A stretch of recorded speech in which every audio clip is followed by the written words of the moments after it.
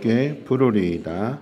아멘. 사도신경으로 신앙 고백합니다. 전능하사 존재를 만드신 하나님 아버지를 내가 믿사오며 그 외아들 우리 주 예수 믿사오니 이는 성령으로 잉태하사 동정녀 마리아에게 나시고 본디오 빌라도에게 고난을 받으사 십자가에 못 박혀 죽으시고 장사한 지 사흘 만에 죽은 자 가운데서 다시 살아나시며 하늘에 오르사 전능하신 하나님 우편에 앉아 계시다가 저리로서 산 자와 죽은 자를 심판하러 오시리라.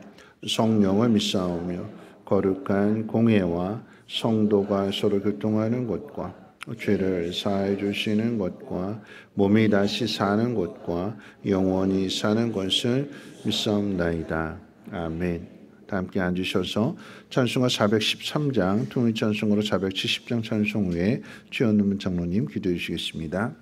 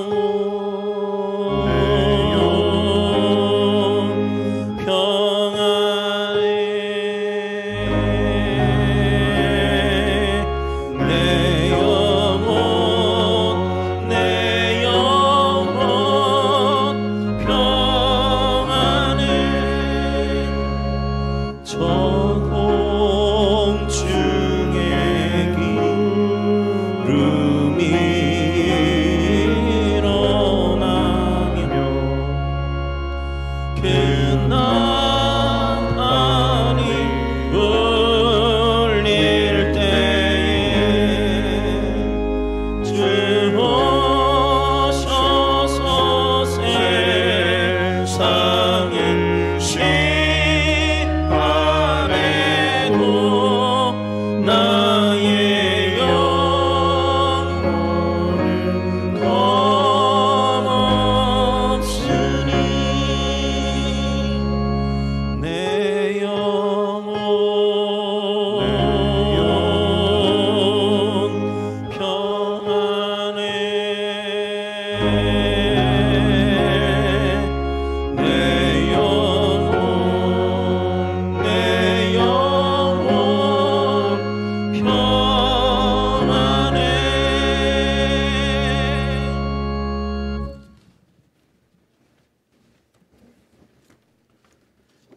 기도드리겠습니다. 때에 따라 주시는 하나님의 은혜를 통하여 한 주간도 살아내게 하시고 다시금 하나님의 은혜를 구하고자 이 예배를 허락하심을 감사와 영광을 드립니다. 우리는 하나님께서 주시는 이른비와 늦은비로 반년의 시간을 지내왔습니다. 사람의 힘으로 소유할 수 없는 것들을 날마다 채워주셨지만 익숙해진 이 땅의 삶인지라 하나님께 감사가 너무 부족했고 연약했음을 고백합니다. 용서하여 주시옵소서. 거룩하신 하나님, 이제 반년의 시간을 시작할 때에 하루하루의 삶이 습관적인 삶이 아니라 때를 따라 주시는 말씀의 감격으로 변화되는 삶이 되게 하여 주시옵소서. 참된 복음을 통하여 우리가 가는 길에서 실족지 않게 하여 주시고 굽은 길을 잃지라도 담대히 선한 싸움으로 승리하게 하여 주시옵소서. 거룩하신 하나님, 우리 영안이 띄어져 살아계신 하나님의 역사하심과 인도하심을 늘 목도하게 하시고 들을 길을 열어주셔서 주님의 음성으로 우리의 삶의 지표가 세워지며 선한 입술을 통하여 하나님을 증거하는 증거자로 주님이 주신 세월을 잘 값지게 사용하게 하여 주시옵소서. 이곳에 반석 위에 세워진 성민교회가 믿음으로 견고하며 흔들리지 않게 하시고 영적 싸움에서 승리하게 하시고 많은 영혼들을 세상에서 구출하는 방주가 되게 하여 주시옵소서. 한 주간의 삶 속에서 지치고 고단했을 우리 성도님들 이 시간 위로하여 주시고 원치 않는 병마와 힘겹게 싸우는 우리 환우들 간절한 그 기도를 들으시고 위로하여 주시고 치유하여 주시옵소서. 거룩하신 하나님, 여름 성경학교와 수련회가 진행되고 있사오니 올바른 가르침과 배움으로 진리를 소유하며 성령 충만한 수련회가 되게 하여 주시옵소서. 이를 위해 늘 애쓰고 헌신하는 목사님들과 선생님들 주님의 축복으로 갑절을 더하게 하여 주시옵소서. 재단에 세우신 목사님 말씀 선포합니다. 성령님 함께하여 주시고 목사님 영육간의 강건함으로 피곤치 않게 하시고 내주하시는 사모님께도 강건케 하여 주시옵소서. 이 시간 선포드린 말씀으로 우리는 한 주간 영의 양식이 떨어지지 않도록 믿음으로 굳건한 삶 살게 하여 주시옵소서. 한 주간도 구석진 곳에서 헌신 봉사한 손길들 또 찬양으로 영광 드리는 찬양대 기억하시고 축복하여 주시옵소서. 보배롭고 존귀하신 예수님의 이름으로 기도드리옵나이다. 아멘.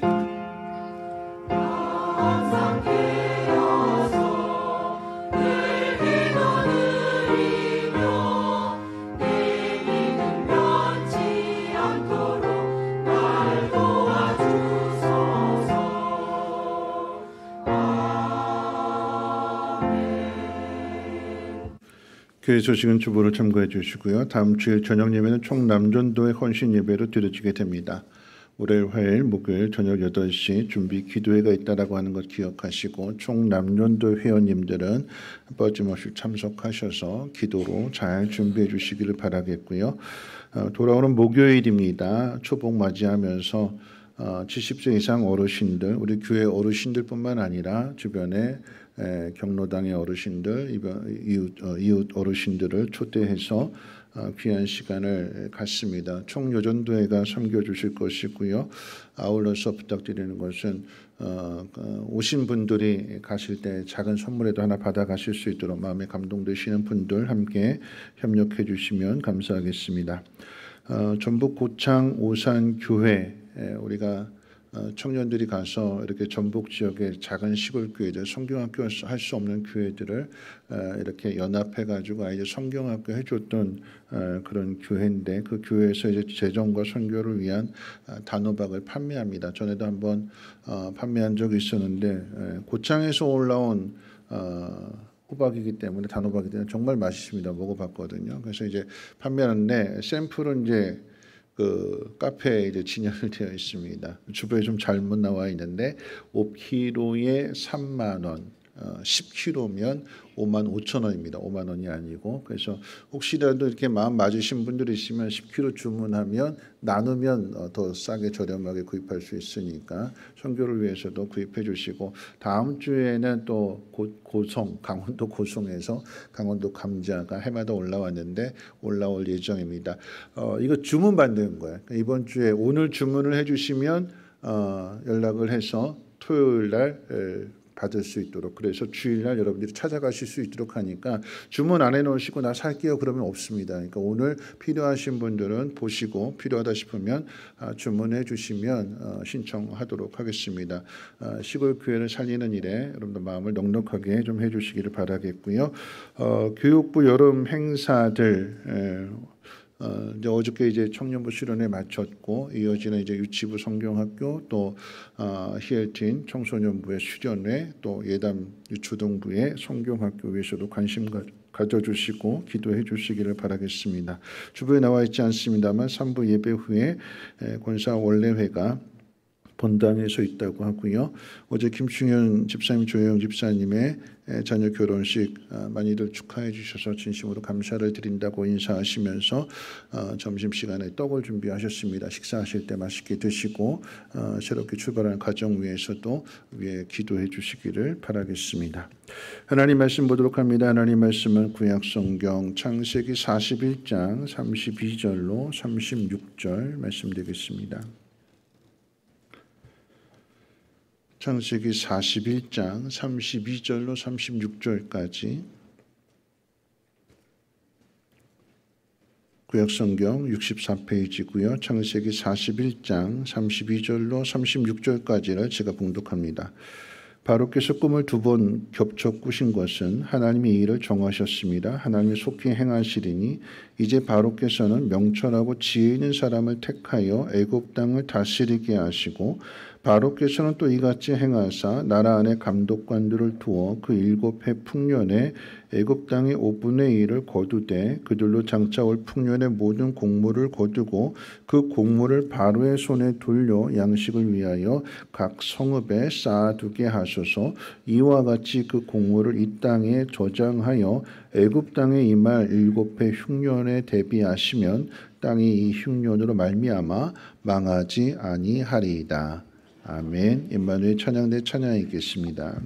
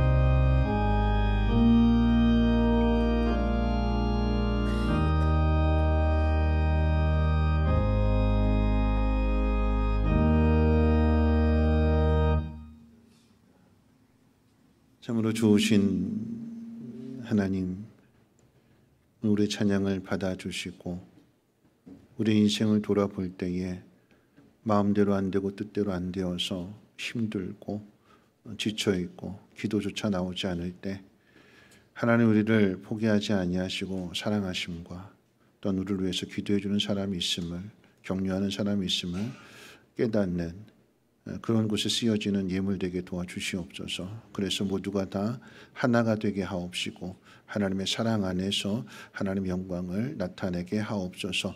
모자람 없게 하시고 때를 따라 도와주신 놀라운 은혜 속에서 우리의 믿음이 더욱더 강건케 하옵시고 환난의 때를 잘 이겨낼 수 있는 지혜를 얻게 해 주시옵소서. 드린 손께 하나님 복 주셔서 하나님 앞에 심었습니다. 하나님 땅의 것으로 심게 될 때에 하늘 문을 열어주시고 하늘의 기름 신령한 것으로 또 땅의 기름진 것으로 넉넉하게 채워주시며 나누는 축복의 통로들이 되게 하옵소서. 오늘도 하나님 말씀을 듣습니다. 말씀에 기근되지 않게 하시고 말씀의 씨앗이 심겨져서 30배 60배 100배 풍성한 교실 거두게 하옵소서. 우리 구주 예수님의 이름으로 기도합나이다. 아멘.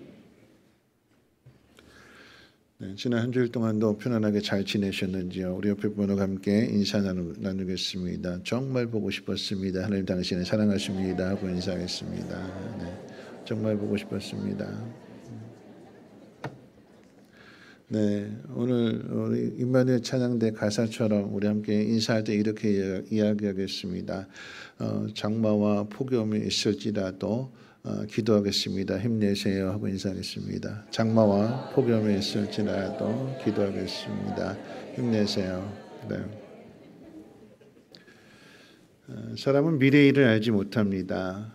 내일은 고사하고 1시간 뒤에 일어난 일, 아니 5분 뒤에 일어난 일조차도 알지 못합니다. 5분 뒤에 일어날 일을 안다면 사건과 사고가 일어날 수가 없지요. 피할 것이고 예방할 것이기 때문에 그러합니다. 그런데 성경은 미래의 일을 사람으로 하여금 알지 못하게 하셨다라고 가르쳐주고 있습니다. 그렇습니다. 미래의 일은 오직 하나님만 아십니다.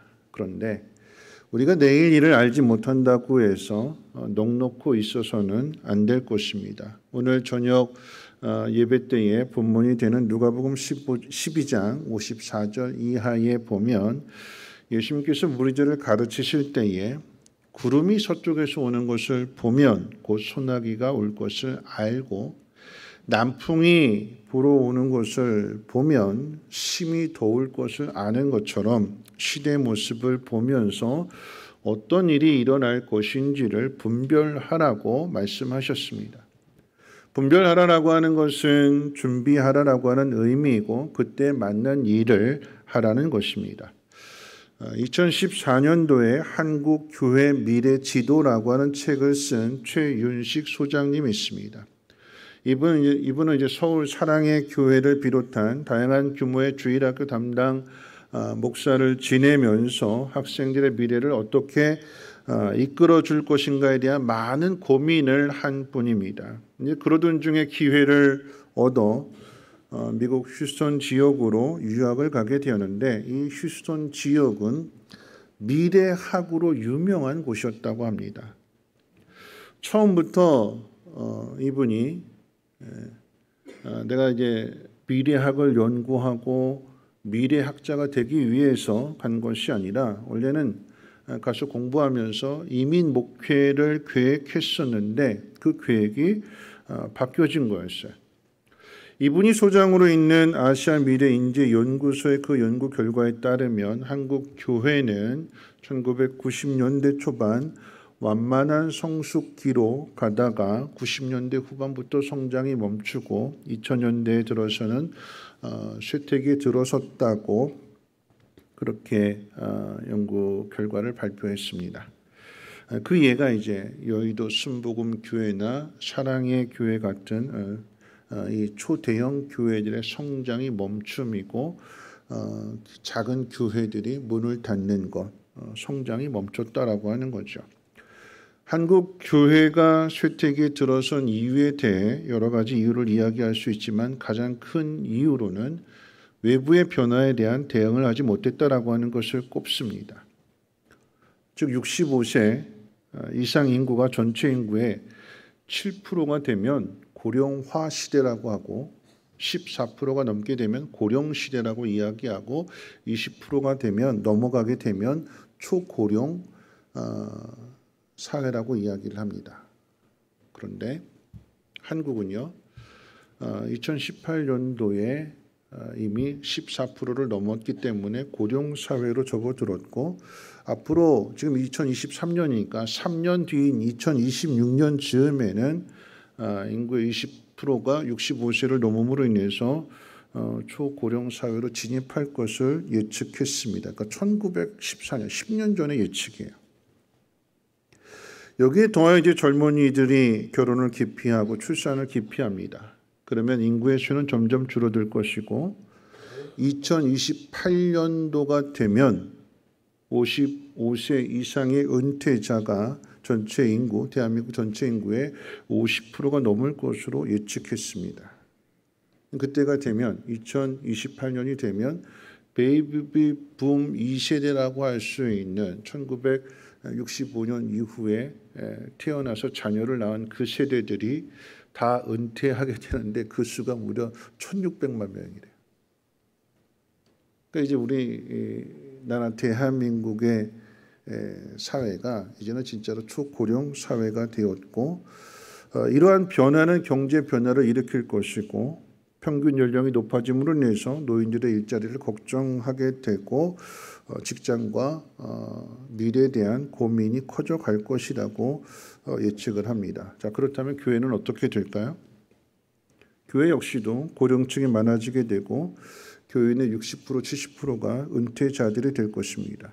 그렇게 되면 교회 재정은 반토막이 날 것이고 목회와 선교의 동력을 잃어버리게 될 것입니다. 실제로 요즘 들어서 선교사님들에 대한 중단이 끊어져서 이 선교사님들이 귀국하는 일들이 많아지고 있습니다. 아울러서 젊은이들은 먹고 사는 문제로 인해서 교회를 떠날 것입니다. 더 심각한 것은 부모의 신앙이 자녀에게 전승되는 이 전승률이 아이를 낳는 출산율보다도 더 낮아진다고 합니다. 다시 말하면 부모의 뜻에 순종하여 교회 다니는 시대는 이제 끝났다라고 하는 것입니다.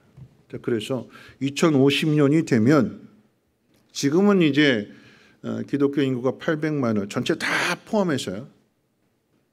뭐 종파 따지고 뭐 이렇게 카톨릭 다 따지고 해서 뭐 이제 800만 이야기를 하는데, 그런데 2050년이 되면 반토막이 나서 300만 내지는 500만 정도로 떨어질 것으로 내다봅니다. 그래서 돌아가신 고 오카는 목사님은 자신이 한국교회 부흥의 마지막 시기를 사역한 사람이라고 하시면서 자신의 시대보다도 더 힘든 목회를 해야 할 후배 목회자들을 안타깝게 보시기도 하셨습니다. 자, 이런 상황 속에서 한국교회가 해야 될 일이 무엇일까요? 시대를 한탄하면서 넋놓고 있어야 될까요? 아니지요. 이런 예측이 현실이 되지 않도록 준비를 잘 해야 될 것입니다. 앞서 소개했던 이 최현식 소장님은 미래학자일 뿐만 아니라 주일학교 담당 목사로서 다음 세대를 향한 이런 조언을 했습니다.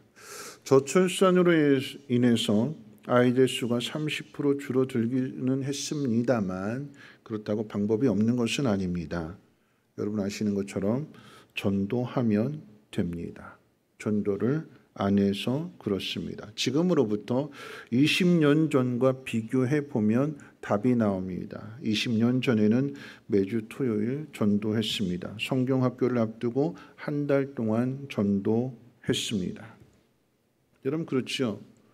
20년 전만 해도 인형 탈 쓰고 큰복 치면서 막 이렇게 전도하러 다녔어요. 뭐 요즘 지금 그렇게 한다 그러면 시끄럽다고 민원 들어오겠지만 그때는 그랬어요. 여러분 그때는 그랬다라고 하는 것은 전도할 방법을 찾고 그 전도할 방법을 열심히 실천했다라고 하는 것입니다. 주일학교 학생이 안 나오면 집에 찾아갔습니다. 친구들 데리고 가서 깨우고 신방하고 그래서 데리고 나왔습니다. 안 나온 아이가 있다면, 그래도 안 나온 아이가 있다면 토요일 날 가서 만나서 아이스크림 사주고 떡볶이 사주고 간식 사주면 그러면 그 다음 주에 나옵니다. 이분의 이야기예요. 교사가 극성을 부리면 아이들은 나오는데 이 일을 미루고 있다고 합니다. 그럼 지난달에 노예 체육대회가 있었어요. 노예 이제 각 교회들 목사님들이 이제 체육대회를 하는데 창록제일교회 이제 박필주 목사님 교회에서 하게 되었고 그 앞에 이제 족구장도 있고 그래가지고 음식 준비를 이제 창록제일교회에서 한다는 거였어요. 예전에는 이렇게 우리 교회가 뭐 수육 삶아가고 다른 교회에서 뭐 이렇게 잡채하고 이렇게 서로 이렇게 십시일반 이렇게 하나씩 해가지고 그렇게 식사를 했는데 창록제일교회가 그 모든 것들을 감당하겠다고 그렇게 해서 창록제일교회에서 식사 준비를 했습니다. 거기 성도님들이 오셔서 정말 극진하게 잘 섬겨주셨어요. 앞에 이제 족구를 하게 되면 운동을 하게 되면 이 성도님들이 커피며 과일이며 수시로 와서 뭐 부족한 게 없는지 살피고 없으면 채워주고 한 목사님이 그런 이제 성도님들을 보면서 이제 아는 분이었기 때문에 직장 생활하시는 분이었는데 이제 집사님이신데 그렇게 물어봤어요. 아니 집사님 직장도 안 나가고 바쁜데 어떻게 오셔서 이렇게 봉사하시냐고 물었더니 그 교회 집사님이 이렇게 대답하더랍니다. 아유 교회 일을 시간이 남아서 하나요? 시간을 내서 해야지요. 월차 내고 교회 행사를 위해서 자신의 교회도 아닌 노예 체육대회를 위해서 그 섬김의 수고를 시간을 일부러 내서 그 일을 했다라고 하는 것입니다. 그럼 이제 우리 시원 청년부가 어제 이제 수련회를 마쳤는데 부산으로 갔습니다. 부산으로 수요일 날 출발해서 그래서 목요일 날 일정 소화하고 금요일 날 저녁에는 수영록교회 금요철회를 참석했어요. 그날따라 이제 담임 목사님이신 이제 이규현 목사님이 강단에 서시지 않고 외부 강사가 소개되었는데 아마 이규현 목사님이 강단에 서셨다면 우리 성민교회 청년들을 더 큰 박수로 이렇게 환영해 주셨을 텐데 그날따라 이제 외부 강사 서셔서 그 부목사님이 이제 사회를 보면서 이렇게 격려하면서 박수를 치더라고요. 뭐냐면 그날 비가 많이 왔나 봐요. 금요일 날 여기는 안 왔는데 부산에는 비가 많이 왔나 봐요. 여러분 이제 저도 이제 궁금해서 가서 우리 금요 예배 끝나고 나서 그 유튜브로 수영록교회 금요 철야를 봤어요. 쭉 봤는데 이렇게 인사를 하더라고요. 이렇게 비를 뚫고 이렇게 금요 예배 오신 분들 대단한 믿음인데 서로 격려했으면 좋겠습니다 하면서 믿음이 대단하십니다 그러면서 이제 서로 이렇게 인사를 시키더라고요. 이제 그러면서 그리고 나서 우리도 믿음이 대단하지만 믿음이 더 대단한 분들이 있습니다. 저 경기도 안산 성민교회 청년들이 수련회 중에 오늘 금요예배에 참석했습니다. 44명이 참석했는데 우리 박수를 격려해 주세요. 그랬더니 그 수영학회 온 성도들의 청년들 다 박수해 주고 격려를 해줬습니다. 청년들이 저 멀리 부산까지 회비도 만만치 않은데 회비도 8만 원이었어요. 8만 원 내고 월차 쓰고 그리고 그곳에 참여하고 은혜 받게 되었을 때에 교회가 그것을 격려해주고 박수 쳐주고 그렇게 기도했던 청년들 어젯밤 11시에 왔는데 목이 다 쉬었어요. 뜨겁게 찬양하고 간절히 하나님 앞에 부르짖고 은혜 충만한 모습으로 돌아왔습니다. 좀 시간 내야 되는 거예요. 위기라고 가만히 앉아있는 것이 아니라 더 열심을 내게 될 때에 하나님의 은혜를 통해서 우리의 믿음도 회복이 되는 것이고 하나님의 일하심 가운데 순종하며 하나님의 영광을 보게 되는 것입니다. 여러분 우리의 인생 가운데 찾아온 오늘 본문을 통해서 한번 생각해보고 또 한국 기독교의 위기라고 생각할 수 있는 이런 시대 속에서 여러분 한국 교회 7년의 풍년은 끝났습니다. 우리는 지금 7년의 흉년이 시작되었습니다. 이 7년의 흉년을 어떻게 보느냐에 따라서 그리고 어떻게 지내느냐에 따라서 역사는 달라지게 될 것입니다. 오늘 본문에 보면 애굽의 바로 왕이 애굽 땅의 7년의 풍년과 7년의 흉년이 이어질 것을 암시하는 꿈을 연거푸 꾸게 됩니다. 7년의 풍년 다음에 7년의 흉년이 온대요. 여러분, 이 순서가 바뀌어서 7년의 흉년 다음에 7년의 풍년이라면 좋은 일이 되겠지만, 반대로 7년의 풍년이 끝나고 난 뒤에 7년의 흉년이라고 하는 것은 끝이 재앙으로 끝난다라고 하는 것입니다. 우리의 인생을 생각해 볼 때에 젊어서 고생하고 노년에 편안하면 성공한 사람이라고 이야기하는데, 젊어서 성공했지만 노년에 가서 실패하게 되고 힘들게 살면 실패한 사람이라고 평가합니다. 여러분, 그런데 우리는 이 성공과 실패를 인간의 마음대로 할 수 없습니다. 풍년과 흉년도 마음대로 할 수 없고, 풍년과 이 흉년의 순서 또한 인간이 마음대로 정할 수가 없습니다. 우리에게 주어지는 거예요. 주어진 상황을 어떻게 지혜롭게 극복하느냐의 일이 우리에게 달려 있을 뿐입니다. 오늘 이 말씀을 생각해 보면서 7년의 풍년의 의미와 또 풍년 뒤에 찾아온 7년의 흉년의 그 의미, 그리고 더 나아가서 이 흉년 뒤에 주어지는 하나님의 놀라운 복에 대해서 함께 생각해 보려고 합니다. 먼저 찾아오게 된 7년의 풍년입니다. 풍년이라고 하는 것은 곡식이 잘 자라고 잘 여물어서 농작물을 많이 거두게 된 해를 뜻합니다. 농사가 풍년이 되면 백성들의 삶은 풍요롭다고 할 것입니다.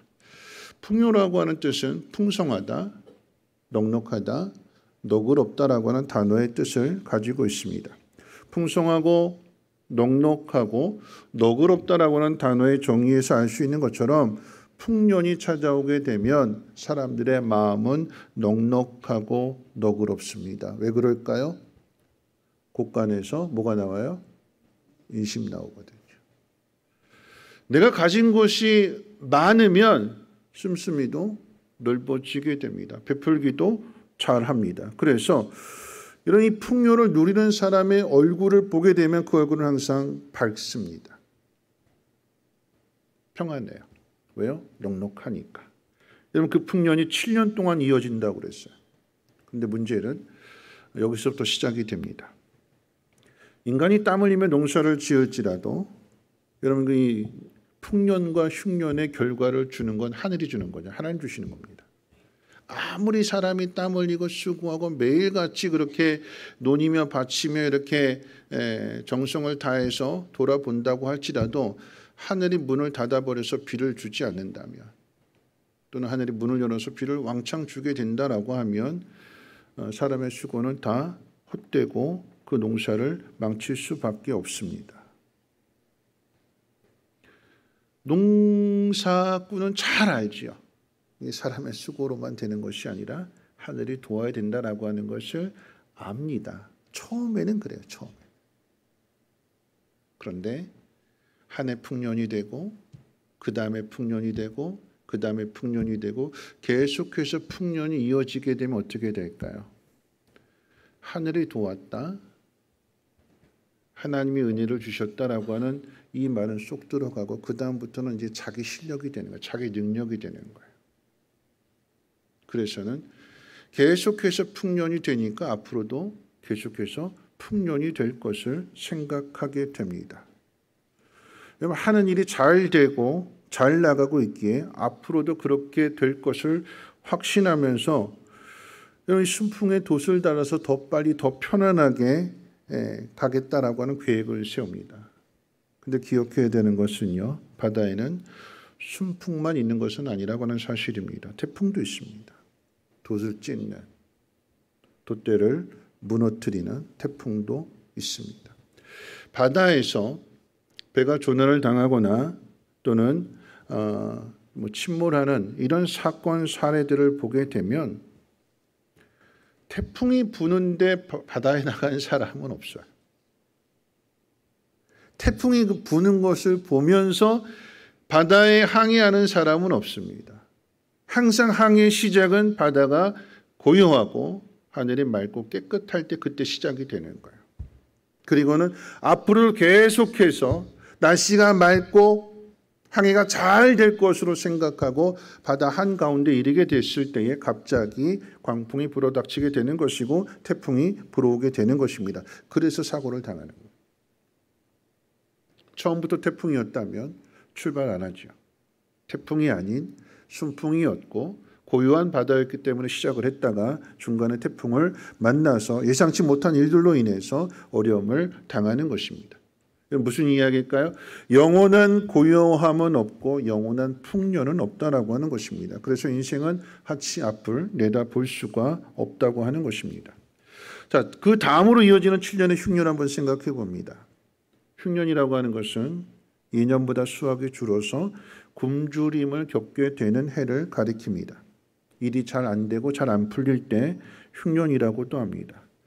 자, 이 흉년의 원인은 다양합니다. 병충해 때문일 수도 있고 장마와 또는 홍수 때문일 수 있으며 반대로 폭염과 가뭄으로 인한 흉년을 맛볼 수도 있습니다. 이런 요인들이 농작물이 열매를 맺지 못하게 방해를 합니다. 그리고 이러한 흉년은 기근과 연결되어져서 사람을 굶주리게 하고 생명을 위협하고 어려움을 줍니다. 풍년에 사람의 마음이 넉넉해지고 너그러워져서 남에게 잘 베풀었다라고 하면 흉년에는 사람의 마음이 흉흉해집니다. 콧가는 비어있고 먹을 양식은 없기 때문입니다. 내 코가 석자이기 때문에 남을 도와줄 여력도 없습니다. 그래서 자기 자신만 더 생각하게 됩니다. 3일 굶겨 놓으면 양반이고 체면이고 없습니다. 제가 이제 군대에 있을 때 훈련병들이 들어오잖아요. 그럼 이제 신상 명세서를 봐요. 우리 소대에 있는 아이들, 우리 중대에 있는 아이들이 어떤 배경을 가지고 왔는지 이렇게 쫙 봐요. 거기 보면 뭐 국회의원 아들도 있고, 뭐 잘 나가는 뭐 중소기업의 사장의 아들도 있고, 뭐 대기업의 뭐 이사 아들도 있고 다 이렇게 있어요. 아버지 직업이 뭔지 이렇게 딱 쓰는 걸 보면. 근데 그런 아이들이 딱 머리 깎아놓고 군복 딱 입혀놓고 훈련 시작해서 이제 밥 먹을 때가 되면 깍두기 가지고 싸워요. 왜 쟤는 이만큼 주는데 난 요만큼 주냐. 저희 때는 뭐 그렇게 어려운 시대는 아니었는데 그래도 제일 잘 나온다라고 하는 논산훈련소에서 그때 아마 봄이었는데 깍두기를 주는데 4알 5알 이렇게 줬어요. 어떤 애는 3알 주고 어떤 애는 4알 주고 5알 주니까 이거 가지고 싸워요. 거기에 국회의원 아들이 있고 부잣집 아들이 있고 집에서는 안 먹고 신경도 안 쓴 아이들인데 군대 와서 삶이 고달퍼지고 힘들어지게 되니까 결국 먹을 것 가지고 싸웁니다. 그게 인간의 모습이에요.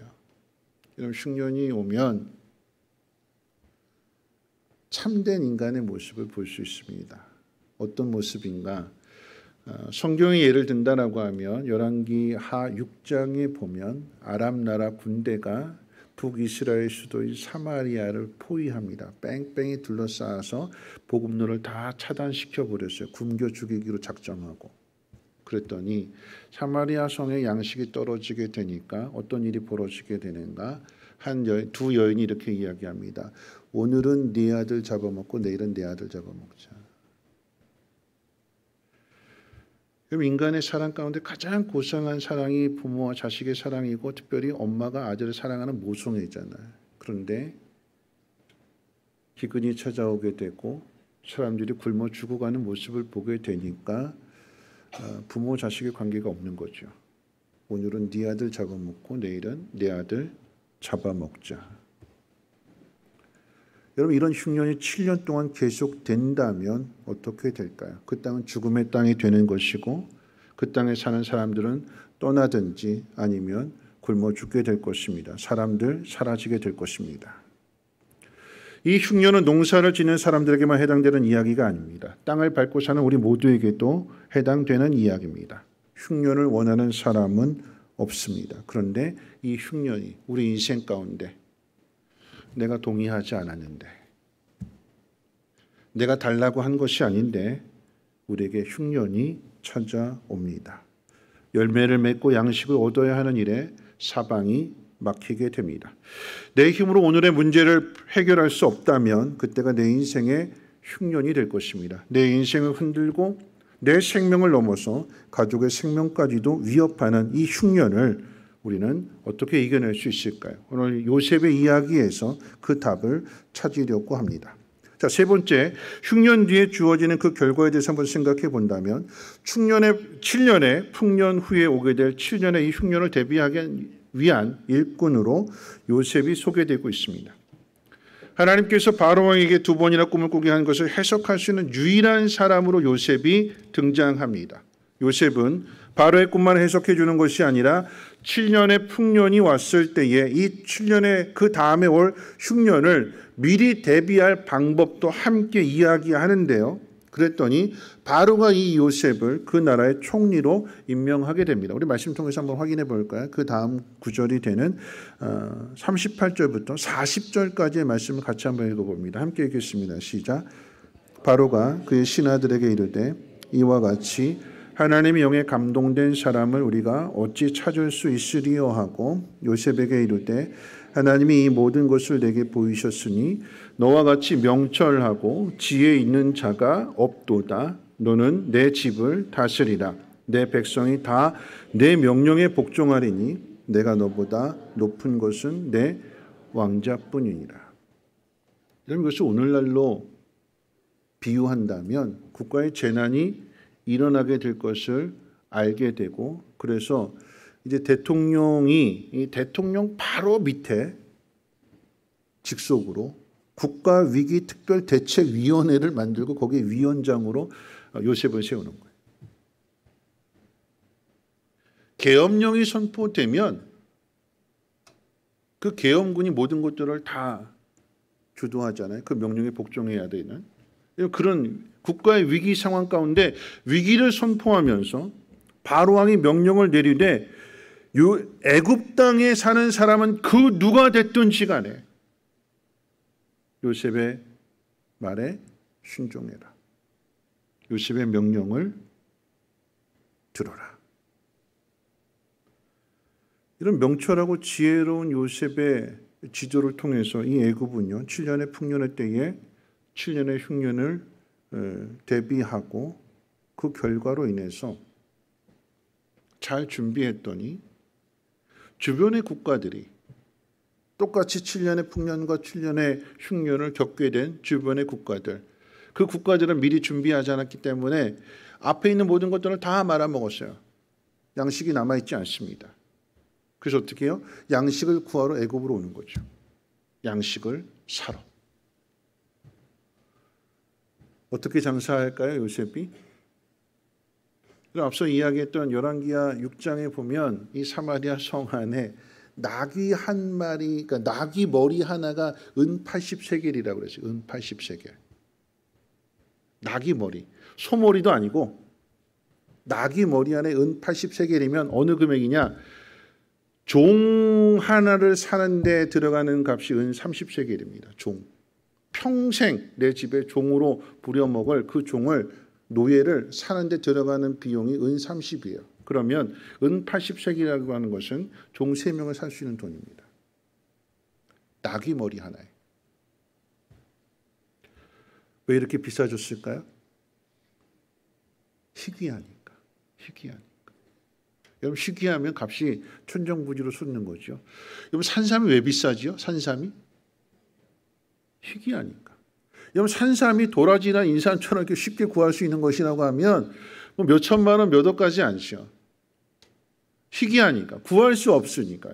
그래서 이 산삼의 가격이 천정부지로 솟는데 낙이 머리, 흉년이 되고 양식이 없게 되니까 이 낙이 머리 하나에 수천만 원이 되나.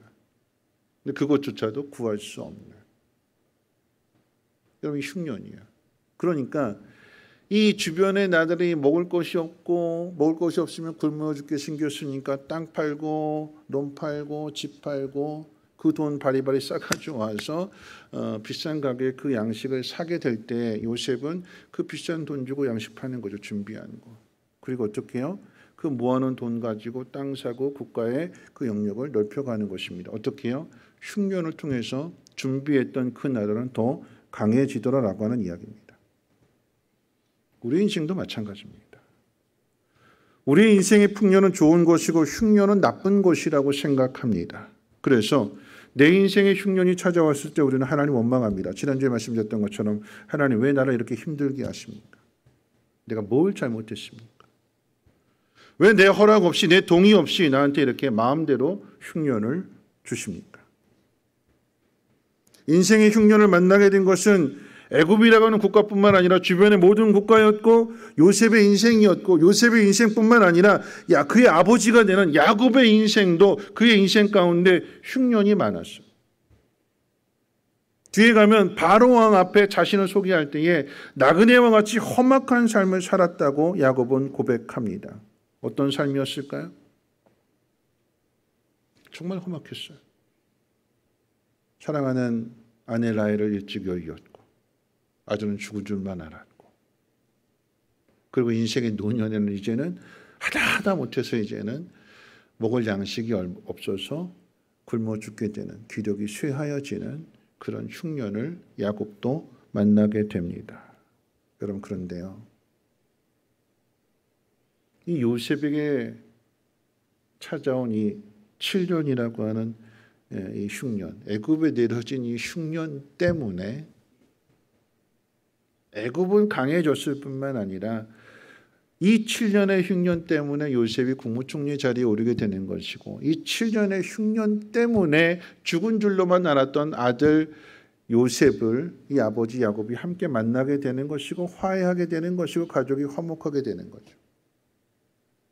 온 가족이 애굽으로 내려와서 하나님의 뜻을 이루기 위해서 준비하는 삶을 살게 되더라라고 하는 것입니다. 우리 인생을 돌아볼 때에 우리 인생 가운데 하나님이 예고 없이 흉년을 주세요. 앞에 있던 거 다 까먹고 다 말아먹고 다 망하게 하십니다. 내가 원하는 거 아니에요. 난 잘 되기를 바라고 편안하게 살기를 바라는데 근데 하나님이 우리에게 고난을 주세요. 흉년을 주세요. 요셉의 이야기를 통해서 우리가 깨닫게 되는 것은 그런데 그 흉년의 끝이 망하고 무너지고 없어지는 것이 아니라 오히려 그 흉년을 통해서 하나님은 하나님의 일을 하신다라고 하는 것입니다. 믿으시기를 주님의 이름으로 축원을 드립니다. 이런 말씀을 정리하면서 하나님께서 왜 요셉을 애굽의 총리로 세우시고 명철과 지혜를 주셨는지를 한번 생각해 봅니다. 왜 요셉일까? 왜 하필이면 요셉일까요? 왜 다른 누구도 아닌 요셉일까요? 왜 요셉인가 하면 요셉의 인생 또한 7년의 풍년과 7년의 흉년으로 나누어지기 때문에 그러합니다. 7년의 풍년이라고 하는 것은 요셉이 태어나면서부터 아버지 야곱의 특별한 사랑을 받던 시기였습니다. 요셉은 야곱이 사랑했던 라헬이 오랫동안 기다려서 낳은 아들입니다. 그래서 다른 아들들보다도 이 요셉을 특별히 더 사랑했어요. 야곱만 하나님께서 요셉을 더 특별히 사랑한 것이 아니라 하나님은 요셉에게 꿈을 주셨어요. 두 번이나 바로 왕이 두 번이나 연거푸 똑같은 꿈을 꾸었던 것처럼 이 요셉도 어렸을 때 두 번의 꿈을 꾸지요. 그런데 동일한 꿈의 내용입니다. 결과는 하나님께서 요셉을 높은 자리에 세워주시고 아버지와 형들로부터 경배를 받는다라고 하는 그런 꿈의 내용이었습니다. 그런데 그 꿈으로 인해서 요셉에게 7년의 흉년이 찾아오게 됩니다. 형들에게 버림을 받게 되고 가족의 상처를 받았으며 더 나아가서 보디발 집에서 잠시 안정을 취하는 듯 했지만 그런데 모함을 받게 되고 오해를 받게 되고 그 끝에 감옥에 갇히게 되는 일들도 겪게 되지요. 사람에게 배신당했고 세상에 믿을 사람 하나도 없는 그런 상태에 이르게 되었습니다. 참 감당할 수 없는 일이죠. 그런데 요셉은 가족에게 상처받고 버림받고 사람들에게 배신당하는 그런 과정들 속에서 성경은 무엇을 이야기하는가? 하나님이 그 요셉과 함께 하셨다. 그리고 요셉이 하는 그 일들 가운데 하나님이 복을 주셔서 형통하게 하셨다. 요셉 한 사람만 깨닫는 것이 아니라 주변의 사람들도 보면서 요셉이 그 일을 만든 순간 이렇게 잘 되는 일이 어디에 있는가? 요셉이 믿는 신이, 요셉이 믿는 하나님이 요셉에게 복을 주시는구나 하는 것을 사람들이 알 정도로 하나님이 요셉과 함께 하시며 복을 주십니다. 여러분, 요셉이 어떻게 이 7년의 흉년을 잘 준비하고 대비할까요? 오늘 바로 왕에게서 그 답을 찾을 수 있는데, 지혜롭고 명철이 있는 사람. 그런데 그 지혜와 명철은 어떻게 만들어지는가? 하나님의 영에 감동되어지게 될 때 하나님으로부터 이 지혜와 명철이 나온다라고 하는 이야기입니다. 갑작스럽게 인생의 흉년이 찾아오게 되어서 자신의 힘으로 아무것도 할 수 없는 상황 가운데 던져지게 되었을 때, 가족에게 상처받고 사람에게 배신당하고 억울하고 답답한 그 인생 가운데 놓여져 있을 때, 자기 자신만을 생각하고 나를 이렇게 만들어놓은 사람들 내가 복수할 거야 하는 그런 마음을 가졌다라고 하면 요셉은 지혜를 얻을 수 없습니다. 명철을 얻을 수 없습니다. 가족에게 버림을 당하고 사람들에게 상처받고 배신당한 그 상황 속에서 요셉이 집중한 것, 요셉이 바라본 것은 하나님이었어요. 하나님이 눈에 보여지기 시작했고 하나님이 일하심을 경험하게 되고 느끼게 될 때에 하나님이 하시는구나. 그러니까 보디발 안에 유혹이 왔어도 그 유혹을 물리칠 수 있었던 것은 하나님을 볼 수 있었기 때문에. 감옥에 갇혀서 술 맡은 관원장에게 해석해주고 은혜를 베풀었음에도 불구하고 이 술 맡은 관원장이 복직되었는데 화장실 들어갈 때 다르고 나올 때 다른 것처럼 까마득하게 싹 잊어버려 내일 아니라고 무관심하고 도와주지 않게 되었을 때에도 요셉은 기다림의 시간을 갖고 하나님의 일하심을 기다립니다. 어떻게 이렇게 가능할까요?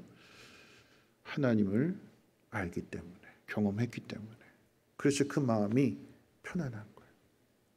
여러분, 앞서 풍요라고 하는 것은 넉넉하고 너그럽고 풍성하기 때문에, 그래서 남을 도와줄 수 있기에 내 마음이, 내 얼굴이 밝아지는 게 풍요라고 그랬어요. 근데 요셉은요, 곡식이 많은 상황, 환경이 주어진 좋은 상황 속에서의 풍요가 아니라 종으로 잡혀온 상황 속에서의 풍요를 누리고 감옥에 갇혀있는 죄수의 신분을 가지고도 그 얼굴이 밝습니다. 이유가 어디에 있을까요? 하나님의 영에 감동되었기에. 거기서 지혜가 나오고 거기서 명철이 나오게 되니까 이 애굽을 살릴 뿐만 아니라 주변의 국가까지도 살리게 되는, 다시 말하면 하나님의 은혜를 경험한 사람, 하나님이 어떤 분이신지를 아는 그 사람을 통해서 세상을 정복하고 세상을 다스리게 하신다라고 하는 것을 요셉의 이야기를 통해서 우리에게 교훈을 주는 겁니다. 우리 인생이 다 다르죠. 우리는 풍년을 다 기다리는데 기다리는 풍년은 오지 않고 인생의 흉년을 맞이할 수 있습니다.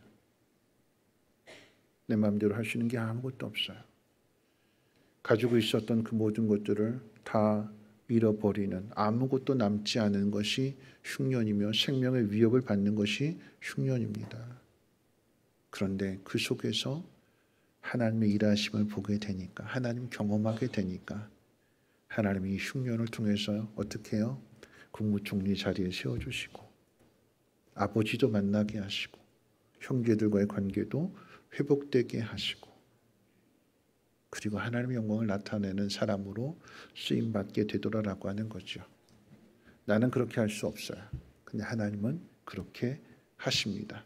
그 하나님의 때를 기다릴 수 있는 우리 모두가 되시기를 바라겠고요. 그러기 위해서 하나님의 영에 감동된 사람이라고 하는 것은 하나님의 뜻을 잘 아는 거예요.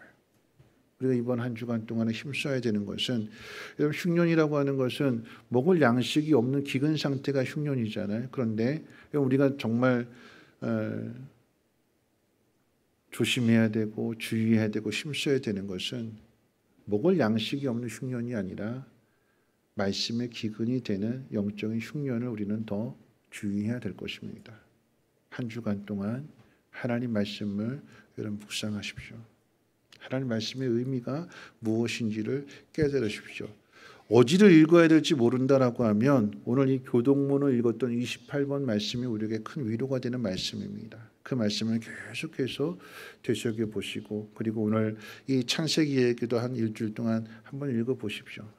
그러면 하나님이 여러분들의 마음을 만져주실 것이고 믿음을 주실 것이며 하나님의 영으로 충만하게 채워주실 줄로 믿습니다. 우리 함께 일어나셔서 찬송 바꿔서 찬송가 623장 함께 찬송하고 기도하고 축도로 마치겠습니다. 주님의 시간에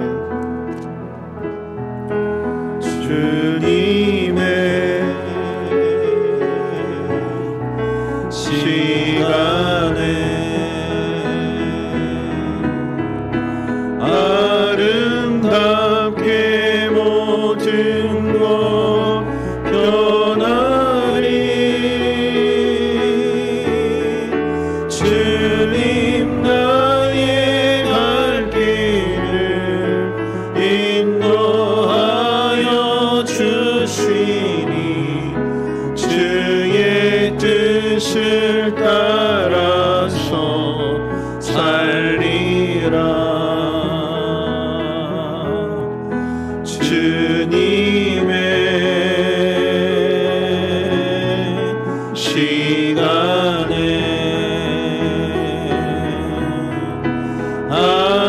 아름답게 모든 것 변하리. 나의 정성 다하여 주를 찬송하오니 주의 뜻을 이루어 주소서. 오늘 말씀 생각하면서 함께 기도하실 텐데요. 흉년과 풍년은 내가 정하는 것 아닙니다. 순서 또한 내가 정하는 것 아닙니다. 풍년이 오고 흉년이 오면 그 흉년으로 해서 앞에 있는 모든 것 다 잃어버리잖아요. 남는 것이 아무것도 없습니다. 그런데 오늘 성경이 가르쳐주는 교훈은 그럴지라도 흉년을 주신 분이 하나님이심을 믿는다면 그 흉년 속에 건져주실 분 또한 하나님이심을 믿으라고 합니다. 우리가 해야 되는 것은 흉년의 자리에 하나님이 나와 함께 하심을 볼 수 있어야 되는 것이고 그 하나님을 우리가 보게 될 때에 하나님으로 인해서 세상의 유혹을 이겨내야 됩니다. 요셉은 보디발 아내의 유혹을 거절했어요. 그 결과가 감옥에 가는 일이라 할지라도 기꺼이 그 길로 걸어가게 될 때에 그리고 그곳에서 또다시 한번 배신당하게 될지라도 기다리며 기대했더니 하나님은 하나님의 방법으로 요셉을 가장 높은 자리에 세워주셨고 그 흉년으로 인해서 가족을 만났고 그 흉년으로 인해서 하나님의 영광을 나타내는 그 일들에 쓰임받게 됩니다. 오늘 우리에게 주어진 이 인생의 흉년, 이 고달픈 일들이 고달픔으로 끝나는 것이 아니라 하나님 이 일을 통해서 하나님의 영광을 나타내 주시고 하나님을 경험한 자가 되어서 하나님의 영에 감동됨으로 지혜와 명철을 나타내게 하옵소서. 가정이 살아나게 하시고 교회가 이 나라의 민족이 살아나게 하옵소서. 우리 함께 통성으로 하나님 앞에 기도합니다. 거룩하신 하나님 감사합니다. 하나님 인생 가운데 풍년과 흉년을 마음대로 결정할 수 없습니다. 그 순서를 바꿀 수 없습니다. 우리의 바람은 젊어서 고생하고 노년에 편안하기를 바라지만 하나님 마음대로 뜻대로 되어지지 않습니다. 그러나 그럴지라도 하나님이 함께 하심을 믿는 믿음의 눈이 열려지게 하옵시고 하나님의 일하심을 보게 될 때에 하나님으로 인하여서 세상의 모든 유혹과 그 핍박을 잘 이겨내게 하옵시고 타협하지 않게 하시고 믿음을 지키게 될 때에 그 믿음을 통하여서 하나님의 영광 나타나게 하옵시고 다스리는 자가 되게 하시고 하나님의 그 복을 많은 사람들에게 나눠줄 수 있는 축복의 통로들 되어지게 도와주시옵소서. 인생의 고달픔만 있는 것이 아니라 위로가 있고 소망이 있음을 이 흉년을 통하여 깨달아 알게 하옵시고 하늘의 복을 받는 사람들 되게 하시고 그 복을 잘 전해줄 수 있는 믿음의 사람들 되게 하옵소서. 그렇습니다. 하나님, 요셉의 인생을 살펴보면 어렸을 때는 풍년의 인생이었고 그러나 그 후에는 인생의 흉년이 찾아오게 됩니다. 가족에게 버림을 당하고 배신을 당하고 아무도 도와주는 사람이 없게 될 때에 하나님을 보게 되고 하나님의 일하심을 보게 되며 하나님으로 충만해져서 세상의 모든 유혹을 물리칩니다. 그 모습을 보시고 하나님은 하나님의 때에 요셉을 높이 세워주십니다. 흉년으로 인해서 총리가 되고 흉년으로 인해서 가족을 만나고 흉년으로 인해서 하나님의 영광을 나타내게 됩니다. 하나님 우리 인생에도 이와 같은 은혜와 복을 허락해 주시고 하나님의 높고 위대하심을 이 전능하심을 많은 사람들에게 전할 수 있는 축복의 통로들 되게 하옵소서. 가정도 살아나고 교회도 살아나고 이 나라 이 민족도 회복되게 하옵소서. 이제는 우리 주 예수 그리스도의 무한하신 은혜와 하나님의 그 크신 사랑하심과 성령님의 감화 감동 충만 보호 역사하심이 인생의 흉년의 때에 하나님 앞에 집중하며 하나님의 영으로 충만해져서 지혜와 명철 나타내고 다짐하고 결단하는 주의 백성들 머리머리 위에와 가정과 하는 모든 일과 특별히 자녀들 위해 성민교회와 쉼터와 유치원과 이 나라의 민족 북한 땅 전 세계 위에까지 이제로부터 영원토록 항상 함께 있을지어다. 아멘.